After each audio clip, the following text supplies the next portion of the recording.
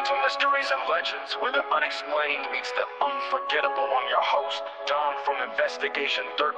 Join me on a journey into the unknown, where we'll explore the strange, the bizarre, and the inexplicable. From ghostly encounters to cryptic legends, we'll dive into the stories that will leave you questioning what's real and what's just beyond the veil. From ghostly encounters to unexplained mysteries, we'll explore the most bizarre events from around the world.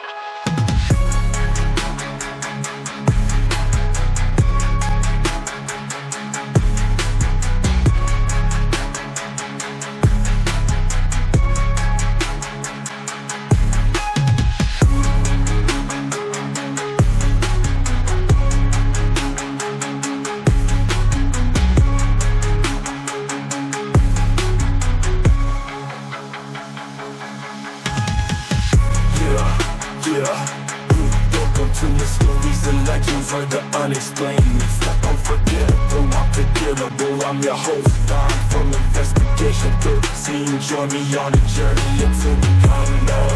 We'll explore the strange, the bizarre, and the inexplicable. From ghostly encounters to cryptic legends, we'll dive into the stories that will leave you questioning what's real and what's just beyond the veil. From ghostly encounters to unexplained mysteries, we'll explore the most bizarre events from around the world. Yeah.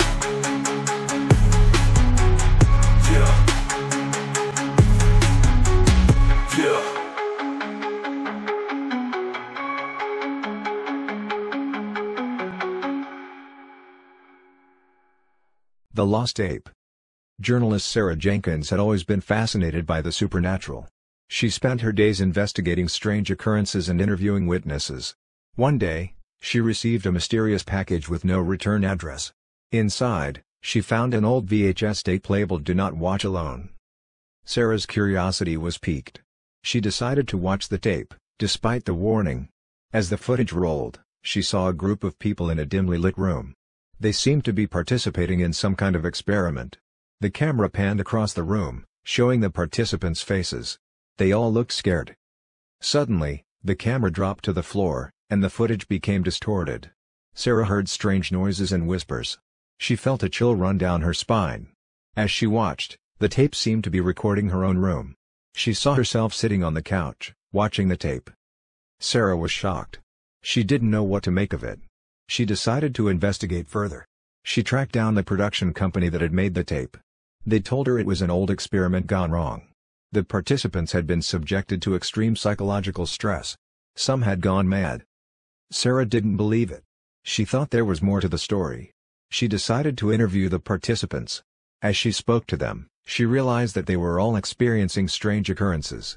They would hear whispers, see shadowy figures. They were all terrified. One participant, a man named John, told Sarah that he had been haunted by a figure in a black hood. He showed her a photograph he had taken of himself. In the background, there was a figure in a black hood. Sarah was shocked. As Sarah dug deeper, she realized that the tape was more than just a recording. It was a doorway to another dimension. The participants had been portals for entities from the other side. Sarah was horrified.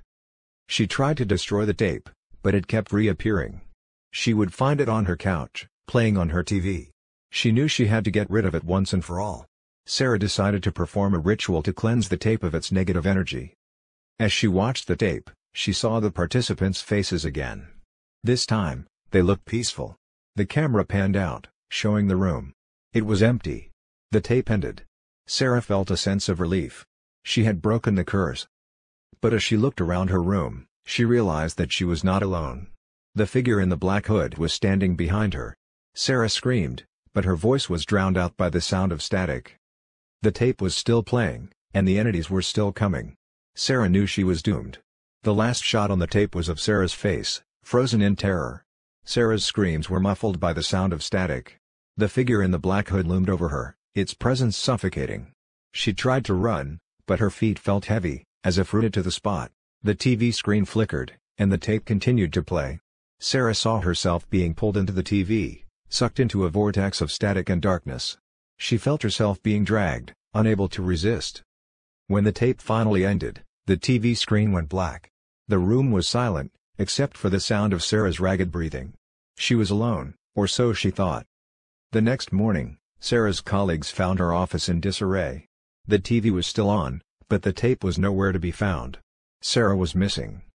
A search party was formed, but no one could find her. The police investigated, but there were no leads. It was as if Sarah had vanished into thin air. Days turned into weeks, and the mystery of Sarah's disappearance remained unsolved. Some said she had been taken by the entities from the other side. Others said she had been driven mad by the tape and was now wandering the streets, lost and alone. One thing was certain, the tape was never seen again. But rumors persisted that it had been found by others, who had suffered the same fate as Sarah. The legend of the lost tape spread, a cautionary tale about the dangers of meddling with forces beyond our understanding. Some said that on quiet nights, you could still hear Sarah's screams, echoing from the TV screen. Years later, a young journalist stumbled upon an old VHS tape in a thrift store. The label read "Do not watch alone." The journalist laughed, thinking it was just a silly warning. But as he watched the tape, he realized that some secrets were better left unspoken. The tape began to play, and the journalist saw Sarah's face, frozen in terror. He heard her voice, whispering a single phrase, "Don't watch it." But it was too late. The journalist was already trapped, sucked into the vortex of static and darkness. The last shot on the tape was of the journalist's face, screaming in horror. The tape ended, but the nightmare had just begun. The journalist's screams were drowned out by the sound of static. His face was contorted in terror as he was pulled into the TV screen. The image distorted and warped, like a reflection in rippling water. When the tape finally ended, the TV screen went black. The room was silent, except for the sound of the journalist's ragged breathing. He was gone, sucked into the void. The next morning, the police found the journalist's car parked outside his apartment. But he was nowhere to be found. The TV was still on, but the tape was gone. As the days went by, more people disappeared. Each one had watched the tape, and each one had been consumed by the void. The legend of the lost tape spread, a cautionary tale about the dangers of meddling with forces beyond our understanding. One person remained, a detective who had been investigating the disappearances. She had seen the tape, and she knew its power. She decided to take matters into her own hands. The detective gathered all the copies of the tape and burned them in a ritualistic ceremony. As the flames consumed the tapes, she felt a sense of relief. The curse was broken. But as she turned to leave, she saw a figure standing behind her. It was the journalist, his eyes black as coal, his skin deathly pale. He spoke in a voice that was barely audible. "The tape is not just a recording. It's a doorway. And once you go through it, there's no turning back." The detective tried to run, but it was too late.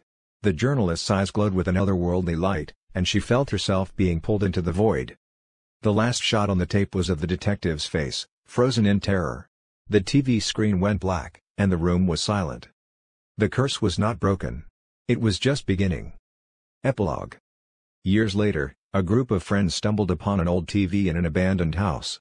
As they turned it on, the screen flickered to life, showing a static-filled image. Suddenly, a face appeared on the screen.